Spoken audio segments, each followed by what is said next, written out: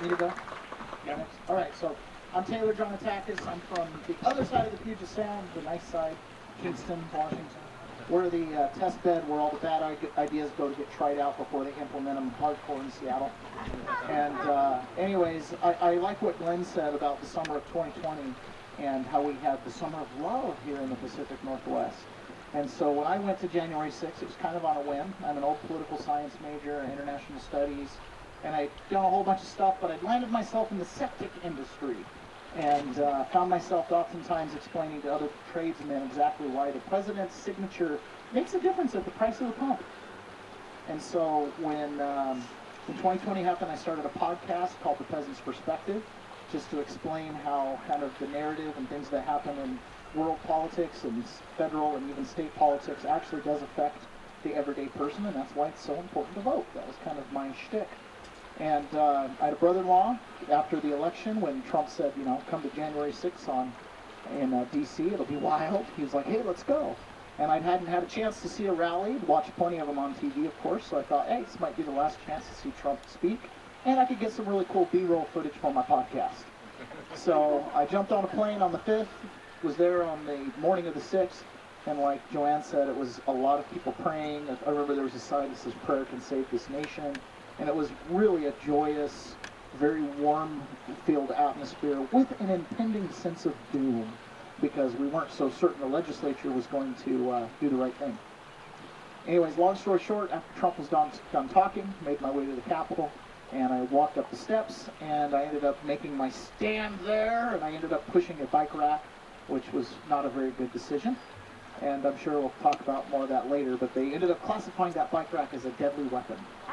So I ended up getting a long story at the end. I ended up getting a 7-year, 3-month sentence and ended up serving 14 months of that before the pardon came down on January 20th, 2025.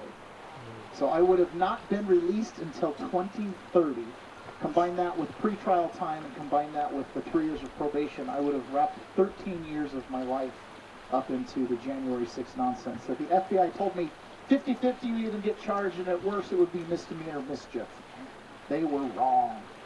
I also got audited by the IRS in the process. I got put on the no-fly list, and I also got debanked. And it is still difficult for me to open bank accounts. So a lot of that stuff is residual as time goes on. But yeah, that was my general story, and I'm sure I'll share more details, but yeah. I've probably associated with close to 150 January 6ers going through the DC Gulag and the different prisons that I ended up in 4 different prisons. And so I've met a lot of January 6ers, and I would say unequivocally election integrity and the physical act of vote counting and how that went down in the different states is not even close. It's the number one. It's the reason the whole thing was called in the first place. A lot of people will tie in COVID and other things.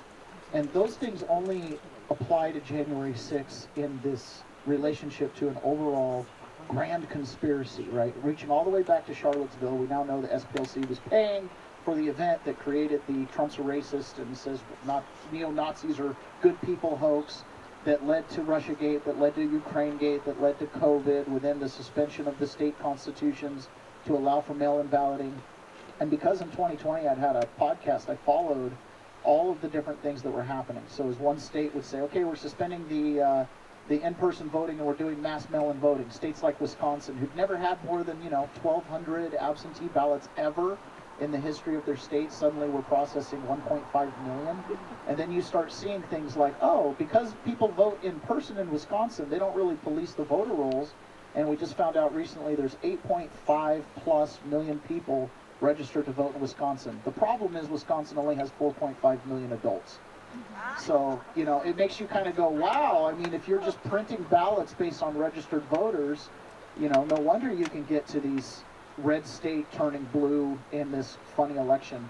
Or, I'm often remember when the former Attorney General of Kansas held a press conference in Pennsylvania. He was hired by a USPS truck driver who was tasked with, the night before the election, delivering an entire semi-truck trailer full of ballots from New York to Pennsylvania. Now, why ballots would need to go from New York to Pennsylvania the night before an election would make you wonder. And he parked it in a parking spot to go in to use the bathroom, and he came up, and the trailer was missing. The truck was there, the trailer was gone. Gone. Like gone, gone, gone. Like, I'm going to lose my job. Someone just stole a United States Postal Service semi-truck trailer problem. So he calls his boss. His boss goes, oh, no big deal. Well, where is it? Don't worry about it. Calls his supervisor. Hey, my boss just said don't worry about this missing trailer, and I don't see anything in my company handbook saying that's okay. No, don't worry about it. So he held a press conference, and of course the guy had to admit to the fact that he'd had drug charges in it, because they're going to drag him through the mud. And it just kind of, whatever happened to those ballots? Oh, I don't know. You had 115% turnout, though, in some of the precincts in Pennsylvania. How about this? When you count ballots, why would you have to cover the windows with construction paper? Right? Stuff like that. And it's just, when I got arrested finally, I was pretty convinced going into J6 the election had been stolen. And after I was indicted, I had to take a really good hard look in the mirror. And I had to say, have I been deceived? Have my eyes lied to me? Have these news reports, am I being psyoped by the right to believe that, this election was stolen in order to gin up this controversy or whatever? And I went back through every single thing in every single state, from the coordinated water main leaks that turned out not to be water main leaks in Arizona, Georgia, and Pennsylvania, to the voter fraud in Nevada. I'm not even touching states like Washington or Oregon or California. Those are just written off, right? We're just written off. Like, if you're a conservative, we just write these states off. 100% mail-in voting, running through Dominion machines. It was really curious. Down in Arizona, Maricopa County, they had Vancouver, Washington registered voters on their machines. It's really interesting how that worked out. We had Washington voters voting in Arizona on their machines. So I would say election fraud and election integrity, it's every area, it's everything. It's everything to do with the counting, it's everything to do with the machines, it's everything to do with the mail-in voting, the chain of custody. There are certain individuals who've now nailed it down. There's 15 different ways to cheat, and they don't cheat the same in two counties next to each other. So they'll pick 3 ways to cheat in this county, they'll pick 2 ways in this county, they'll pick 4 in this county. So if one county has a problem, it doesn't replicate itself in the adjoining counties. It's become very sophisticated. We now know, and maybe I'm ahead of the curve on this stuff, but it runs out of China, runs through Iran, runs into Venezuela, and the Cuban intelligence operatives make it stick locally, because the Cubans have infiltrated almost every level of our government domestically. So a lot of people don't realize a lot of what we did down in Venezuela wasn't really about narco-terrorists, right? It wasn't really about that. Same thing with Iran. It wasn't really all room when they cheated with the machines. And more of that information is coming out, but it's a big secret. Even amongst conservatives, the ones who are in the know, this is so destabilizing to what we are as a nation and as a republic, to think that some of your favorite politicians, even on the Republican side, took advantage of the voter fraud, that some of them paid for ballot harvesting operations, that some of them paid Dominion Voting and Smartmatic, the 2 sister corporations, to win their elections, the fact that the Democrats and Republicans split our states up like territories. This is so destabilizing to us as a people that you don't see action like you should. I've been involved in my county's elections, or not elections, excuse me, Republican Party, and I've gone through 2 voting cycles, and I just kind of have to sit back and wait, because, I'm on the list, right? And I have not been asked to help out with any kind of election monitoring or anything like that. They'll absolutely want me to go knock doors and raise money, but there's just an apathy around the election, because, one political party in this country understands that to win power in elections, you need ballots. And the other political party is still convinced that to win elections, you need voters. And there's a big difference between how those 2 operations run.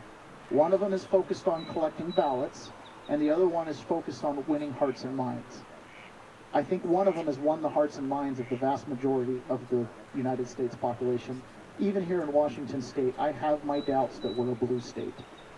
But we do not focus on ballots, and they have focused on ballots for a long time, to the point that they're so brazen they would steal a USPS truck coming out of New York with ballots to win an election in Pennsylvania, right? And we just cannot fathom that. And the conversation was actually pretty discouraging, because the people who were trying to make ballot harvesting happened, said that they're dealing with constituents who don't want to break rules, not knowing that Washington's rules allow for the things that they were being told to do. And that it's just that it feels like cheating because I mean, the Democrats have set it up in a way that it actually is cheating, but it's not breaking the rules.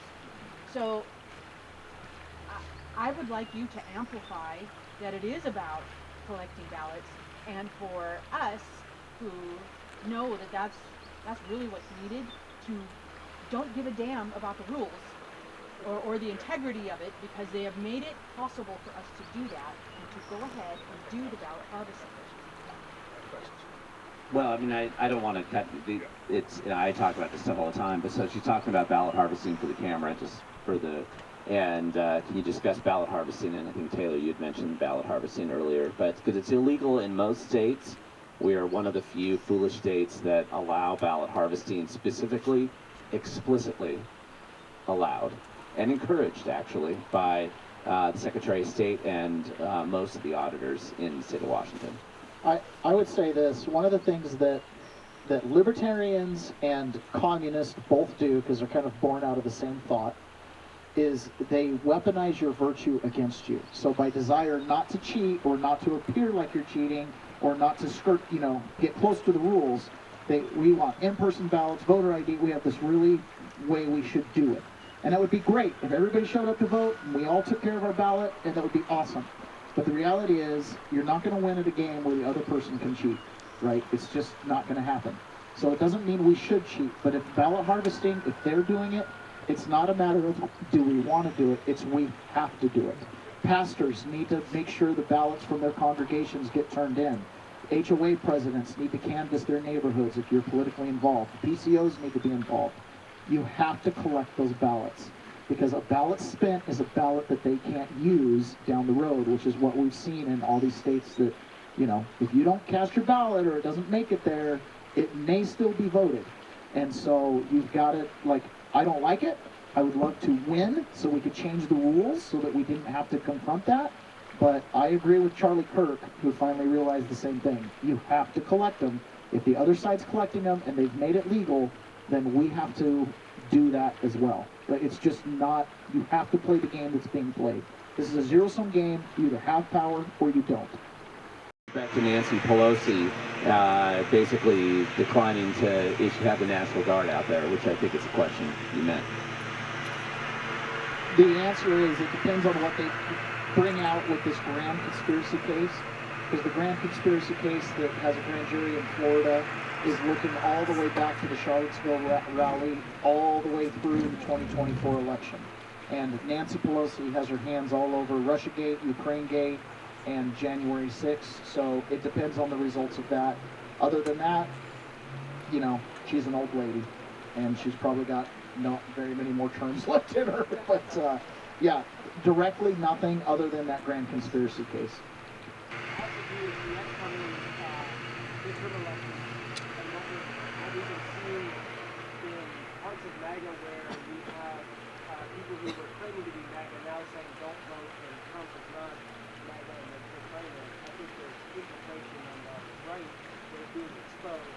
Can you just talk about how important the midterms are, and do you feel like something's being set up in the way the January 6th was, or something like that coming up in business? And I'm going to repeat that. So the question for those of you who probably couldn't hear back there is talk about how important, and I'm paraphrase for you here, the 2024 elections are, and with a lot of different narratives and misinformation, is it possible that there's another setup in the works to create a similar situation, and could you address that? Well, I think every election is fraught with problems, but we have gotten a lot better since 2020. So if anybody feels like there's no hope, do not feel that way. There are more eyes on it now. CISA is now dealing with the cyber fraud. Tulsi Gabbard's grabbed the ballots. She's grabbed voting machines. We obviously have the forensic analysis that Tina Peters do. We should be getting out in June. So there's a lot of encouraging things. As far as the psychological operations to split the base, that is absolutely happening. well, however we like it or not, the reasons why some of the international behavior that Donald Trump has had is often chalked up to he's being pro-Israel, and that becomes kind of a wedge. I don't view that the same way at all. I think, when you actually look at what Netanyahu has done in his state, he has a deep state. Their judicial system was based on the British system. So in Israel, a judge was an officer of the British King's Court, and he had to separate their Supreme Court from Britain. And so I think there's a little bit less, we're helping Israel by helping Netanyahu. Helping Israel used to mean helping England, Britain, the banking system. So I just think it's a psyop. I think that you have a lot of Qatari money going into libertarian-leaning candidates to try to create a wedge between the MAGA base and Israel, and I think you have a lot of Israeli money trying to, make wedges. Everything's a psyop. You have to just listen to the president and judge for yourself. That's my take. Is you have no idea when you're getting your information online. Even some of your favorite podcasters and stuff like that, a lot of them over time kind of show their colors. So that's my take, is it's always a psyop if they're trying to split you from your president. I live in Seattle, where 95% of the people, the voters, my neighbors, believe the mainstream narrative. They've been told what to believe about it. They've been shown images of people jumping on tables and even, defecating, whatever the negative side of it was. What's the one thing you would say is, the one thing I could point out that would break the narrative, in your opinion? If you're talking to someone in Seattle who thinks J6 was nonsense, say, well, do you think that Fox News covers the BLM protests accurately? And they'll usually go, no, they don't. Well, what would make you think CNN would cover J6 accurately? Right? And what John says about there being no counter-protest on January 6th is very true, because the counter-protesters that were there dressed up in orange and black as Proud Boys or dressed up as MAGA protesters. So I was in prison with a couple different Antifa people who were arrested alongside us and were in the Gulag with us. They suffered everything that the Gulag had to offer right alongside us. There's one gentleman named Zach Alam. He was the one who broke the window that Ashley Babbitt jumped through. And one day I had him in the TV room. It was just he and I was like, are you Antifa? And he does this thing where he doesn't answer yes. Well, when did you get active? It was the Occupy Walstreet protests. So that's when he got activated as Antifa. He was from D.C. And he broke the window that Ashley Babbitt jumped in. She punched him in the face. His glasses fell off. He stepped aside. She looked down the stairwell, saw the SWAT team, went to jump through the window to get away, and that's where she was shot. He said, with tears in his eyes to me, as if it was the first time he'd said it, she actually saved my life, because I was going to go through that window. And in that same hallway was John Sullivan, another person a lot of people consider Antifa.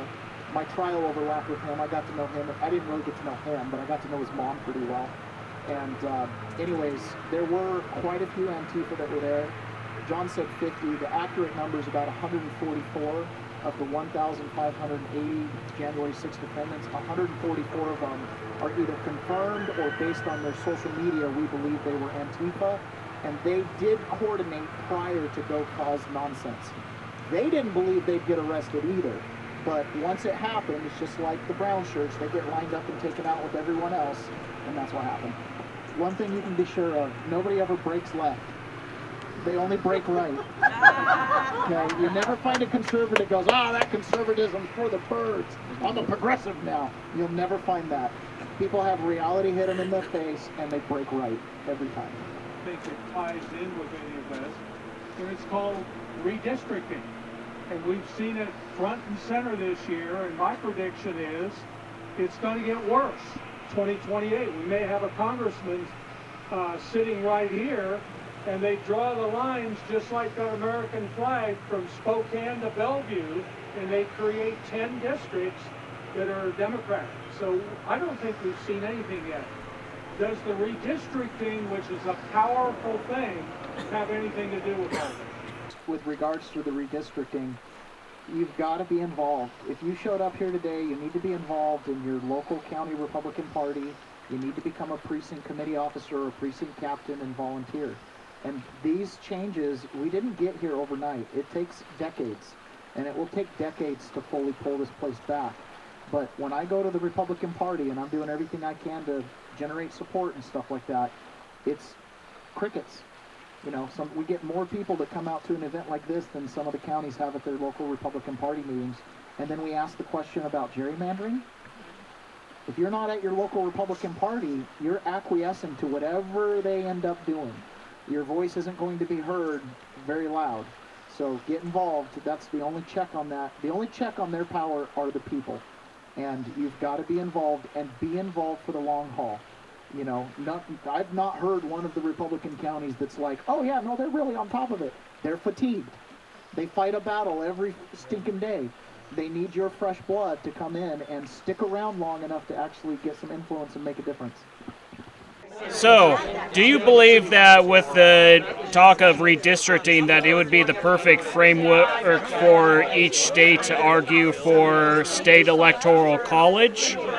Or do you believe that there's more to it even with the strength of the new redistricting conversation at present? So as far as a state electoral college, I don't know enough about that to really say how that should play in to redistricting. Personally, I would like to see redistricting that had something to do with geographic boundaries mixed with the population, because obviously it has to be populationally appointed. But in our current climate, the way it's a winner-take-all game, I think that the best thing that the Republican Party can do is participate in redistricting and get as many districts as they possibly can so they can have seats in the legislature in D.C. So that's my opinion of it right now. I think they should be constitutional. I think they should follow the law. But obviously they're set up to be gerrymandered to some degree or another. And if that's the case, if those are the rules we're playing with, then gerrymander away to our benefit and to the detriment of the Democrats, just like they've been doing to Republicans for decades now. So in an ideal world, we would come up with something bipartisan that the partisans had nothing to do with as far as redistricting. But until that happens, I haven't seen any other solutions. Right? In my case, a pardon and $7 gets me a coffee. It means absolutely nothing.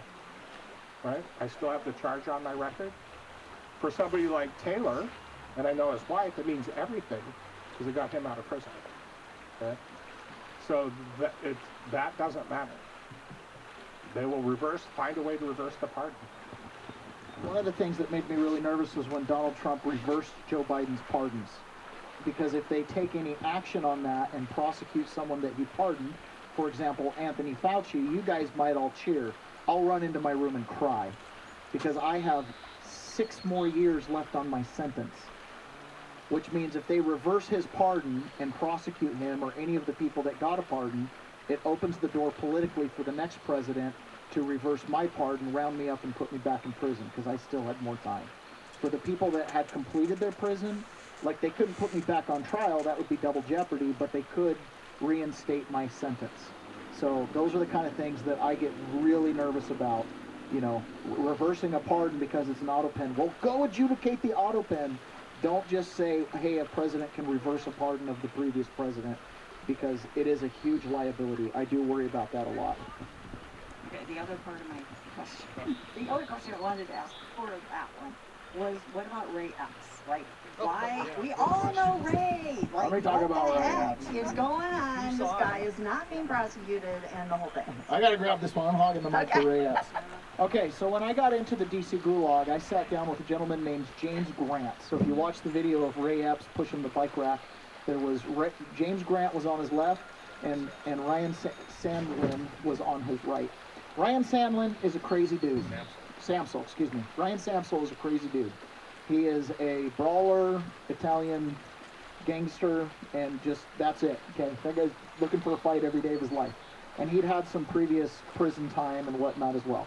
James Grant had just been accepted to Alabama Law School, and he was getting ready to go down to law school, and he was just there, you know, doing what we were all doing, protesting a stolen election. Ray Epps whispered into the ear of James and into the ear of Ryan, and they pushed that bike rack. And Ryan kind of got into it with the female officer that was right in there, kind of on top of her. James tried to pull her off, and then Ray Epps said, let's go, and they took him all the way up to the Capitol, and then Ray Epps bailed off. Ray Epps went and ended up taking a sign, right, one of these Make America Great Again signs, plywood signs and crowd surfed it up the crowd. Every single person who touched that sign got charged with assault with a deadly weapon, 111B, except for Ray Epps. James Grant and Ryan Samsel, there's a Sandlin as well, but they were in the gulag with me, okay?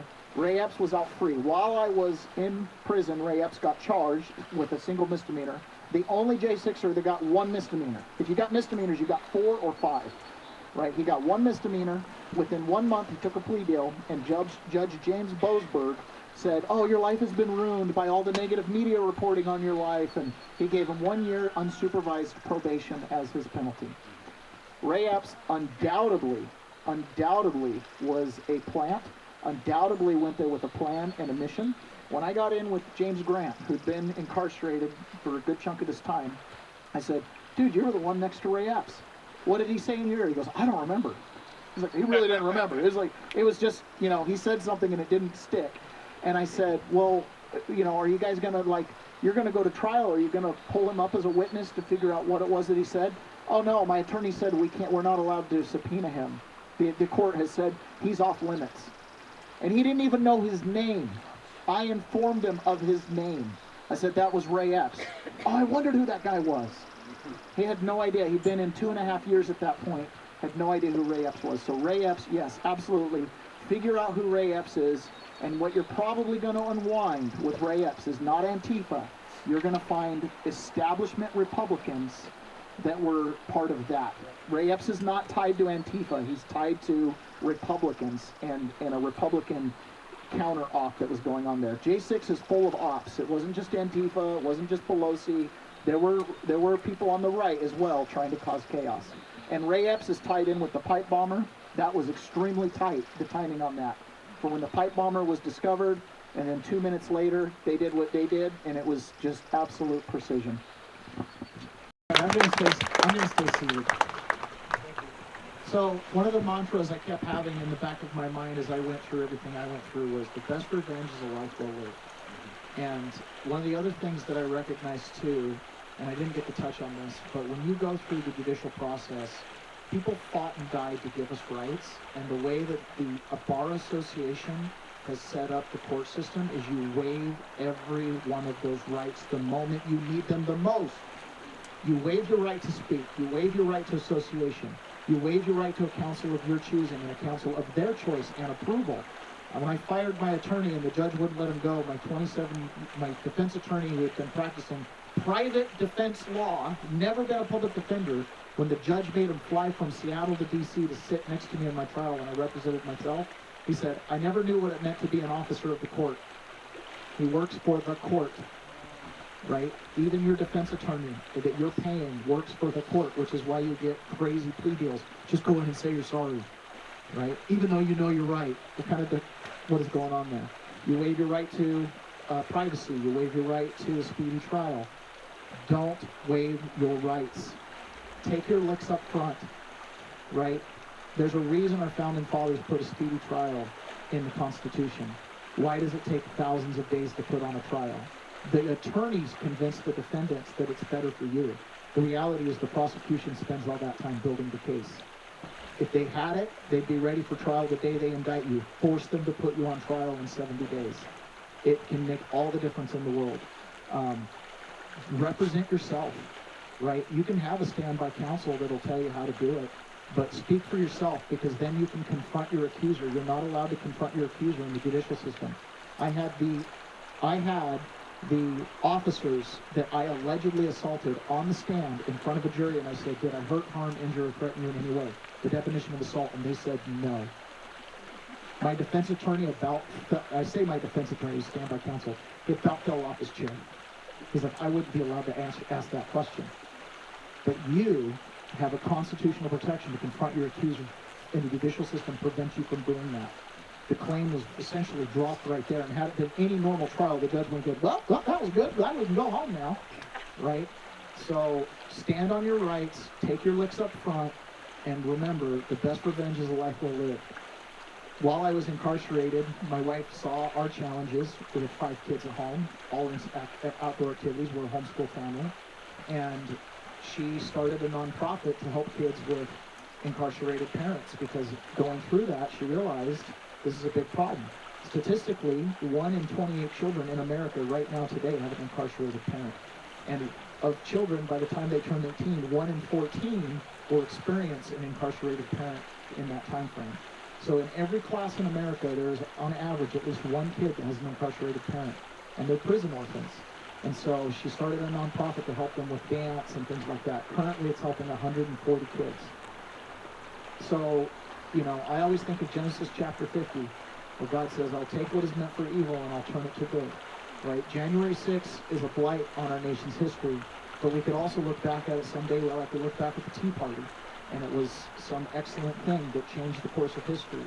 And I know a lot of other J6s are out doing some incredible things trying to make the world a better place.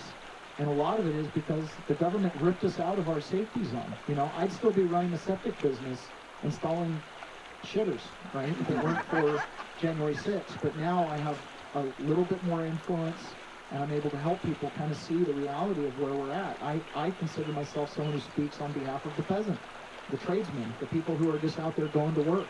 You know, when I talk to people about 9/11, most of the people in my circles are like, yeah, what did I do? Well, I just went to work. I saw what happened, and then I went and started wiring up a house and running plumbing, because guess what? You know what tradesmen know? Life has to go on, right? And the job's got to get done. And we, the people, the job's going to get done, right? It's just how much pain is it going to take us up front? So take our licks up front. Go get involved politically. Oh, look, Democrats want to redistrict? Great, we're there for it. We're not going to, you know, foot around this thing or skirt around or work with limited resources. Just go head on into these problems. And one of the things I found out going through prison is the biggest bullies are the weakest people. And when you actually go right up to them and you can survive that first punch, you've got their number. You know, they're going to throw everything they can at you up front. Like, I just think of that all the time. So be involved. Don't be afraid of these people. They rely on you and your virtue to castrate yourself, right? They want you to come in and try to play nice. You don't you always play nice, right? But you don't have to be intimidated by them. That's the thing that, and trust me, these judges and stuff, a lot of them are just go at them, man. Just do it. The worst thing that can happen is the thing that's already going to happen. At least if you take action, something might be different, right? The fate changes when you actually confront something. So that's it. Thank you. Peasant's Perspective, I stream Monday through Friday, 6:30 a.m. to about 8:30 a.m. It's a daily show, and okay, so the Peasant's Perspective, you can find it on all the audio players as well. It's a little green man revolution thing. And my wife's nonprofit is called Left Behind and Without at leftbehindandwithout.org. So check it out.